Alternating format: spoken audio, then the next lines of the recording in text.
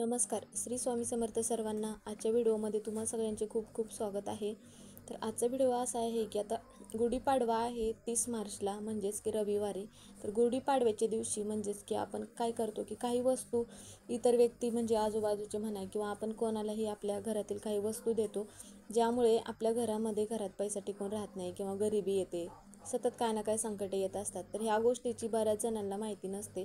त्यामुळे गुढीपाडवा हा नवीन वर्षाचा सुरुवातीचा सण मानला जातो. त्यामुळे मग नवीन वर्षाची सुरुवात गुढीपाडव्यापासून होते.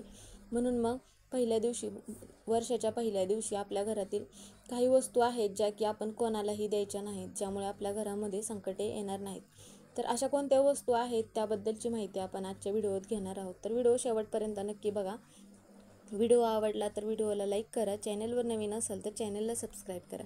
आता गुढीपाडवा हा वर्षातून एकदाच येणारा सण आहे. तर हिंदू नवीन वर्षाची जी सुरुवात आहे, तर हिंदू धर्मामध्ये नवीन वर्षाची सुरुवात गुढीपाडव्यापासून होते. आता विशेषतः म्हणजेच की महाराष्ट्रामध्ये गुढीपाडव्याच्या सणाला सगळ्यात जास्त महत्त्व दिले जाते आणि गुढीपाडव्याचा सण जो आहे महाराष्ट्रामध्ये मोठ्या उत्साहामध्ये पाहायला मिळतो. तर गुढी म्हणजे विजय, पताका. गुढीपाडव्याच्या दिवशी मांगल्याचे प्रतीक म्हणून घरोघरी गुढी उभारण्याची परंपरा आपल्याकडे आहे. आता प्रत्येक घरोघरी गुढी उभारतातच. याचबरोबर घराबाहेर रांगोळ्या काढणे, सडा सारवण करणे आणि मग घर सजवण्याची पण आपल्याकडे अगोदरपासूनच परंपरा आहे. त्यामुळे आता आजकाल तर सगळीकडे सगळ्यात जास्त सजावट केली जाते. गुढीपाडवाच नाही की कोणताही सण आला तर घराबाहेर रांगोळी काढणे, फुलाने सजवणे आणि घरामध्ये पण सजावट वगैरे केली जाते. तर आता गुढीपाडवा हा 3.5 शुभ मुहूर्तांपैकी एक सण मानला जातो. आता यावर्षी म्हणजेच की यंदा हा सण रविवारी 30 मार्च रोजी साजरा होणार आहे. तर हा सण जो आहे म्हणजेच की गुढीपाडवा मराठी नवीन वर्षाची सुरुवातही मानला जातो. तर या दिवशी नवीन घर घेणे म्हणा किंवा नवीन फ्लॅट घेणे, गाडी घेणे किंवा नवीन आपण जर एखादं घरामध्ये व्यवसाय चालू करणार आहे किंवा एखादं दुकान चालू करणार आहे, शॉप म्हणा, तर नवीन कामाची जी आहे आजच्या दिवशी सुरुवात केली जाते.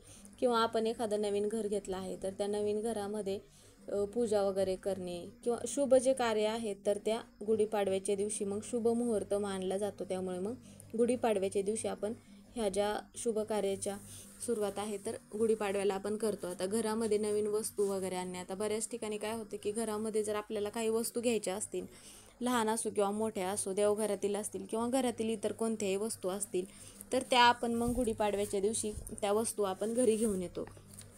तर आता बरेच वेळा आपल्याला काय होतं की काही गोष्टी आपल्याला माहिती नसतात की गुढीपाडव्याच्या दिवशी शुभ मुहूर्त असतो. 3.5 शुभ मुहूर्तांपैकी हा एक शुभ मुहूर्त मानला जातो. त्यामुळे मग आजच्या दिवशी आपण काही वस्तू आहेत ज्या की आपण इतर लोकांना दिल्यामुळे आपल्या घरामध्ये संकटे येतात, गरिबी येते. तर आता सगळ्यात पहिली गोष्ट म्हणजे गुढीपाडव्याच्या दिवशी चुकूनही काळ्या रंगाचे वस्त्र घालू नये. आता तुम्ही मोठे असतील, मोठ्या व्यक्तीने पण घालू नये, महिलांनी किंवा लहान मुलं असतील किंवा मोठी माणसं असतील तर या व्यक्तीने मग चुकूनही काळ्या रंगाचे कपडे घालू नये. कारण की काळा रंग हा शुभ मानला जातो आणि मग आपल्याला गुढीपाडव्याच्या दिवशी शुभ कार्य करायचे असतील, घरामध्ये पूजा वगैरे करायची असेल तर मग आपण काय करतो की काळ्या रंगाचे कपडे घालू नये. त्या व्यतिरिक्त तुम्ही लाल रंग, हिरवा, गुलाबी, भगवा, पिवळा रंग ह्या ज्या रंगाचे कपडे आहेत तर ह्या रंगाचे तुम्ही कपडे घालू शकता.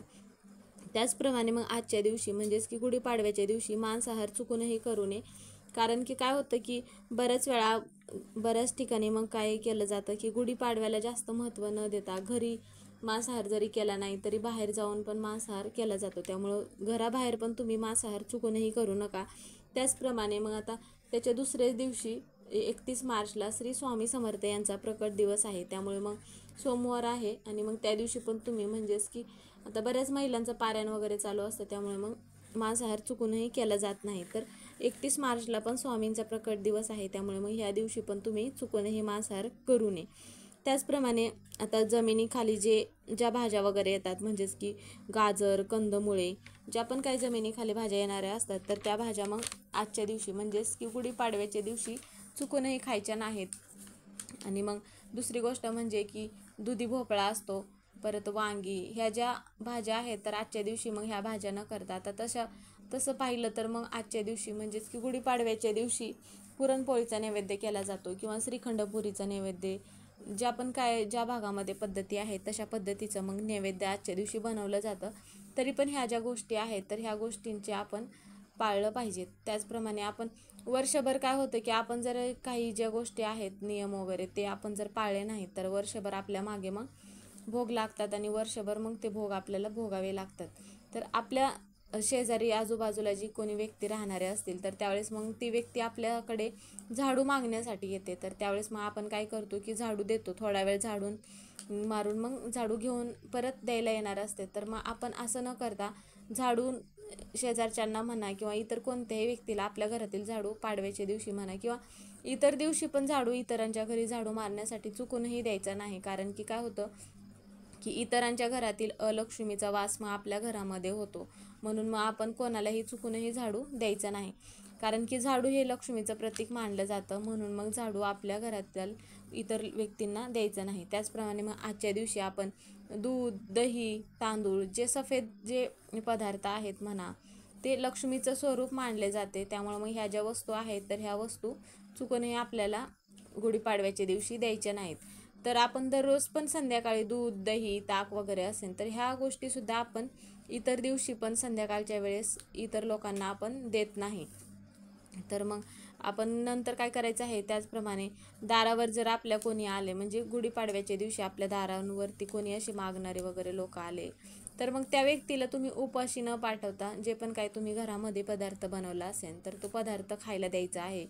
किंवा मग दान म्हणून तुम्ही फळ वगैरे दान करू शकता. तुमच्याकडे जे पण काय असेल तर ते खाण्यासाठी मग त्या व्यक्तीला द्यायचं आहे. कारण की आपण दारावरती कोण एखादी व्यक्ती मागण्यासाठी आले तर त्या व्यक्तीला रिकामे न पाठवता, कारण की कोणत्या रूपामध्ये कोणता देव आपली परीक्षा घेण्यासाठी येईल हे सांगता येत नाही. त्यामुळे दारावरती जे पण कोणी येईल तुम्हाला पैसे देणं शक्य होत नसेल तर तुम्ही जी पण काय खायची वस्तू असेल तर ती वस्तू तुम्ही मग त्या व्यक्तीला देऊ शकता.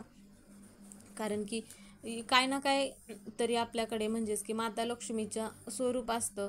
ज्या वस्तू आहेत त्या कोणालाही द्यायच्या नाहीत. म्हणजेच की ह्या ज्या वस्तू सांगितल्या आहेत तर त्या माता लक्ष्मीचं आपल्याला स्वरूप मानले जाते. म्हणून मग दूध, दही, साखर, मीठ ह्या ज्या वस्तू आहेत तर ह्या वस्तू मग आपल्याला आजच्या दिवशी म्हणजेच की गुढीपाडव्याच्या दिवशी इतर लोकांना म्हणजेच की आजूबाजूच्या लोकांना द्यायचं नाही. आणि आपल्या दारावरती जे व्यक्ती येतील त्यांना मग तुम्ही खायला वगैरे काही वस्तू देऊ शकता.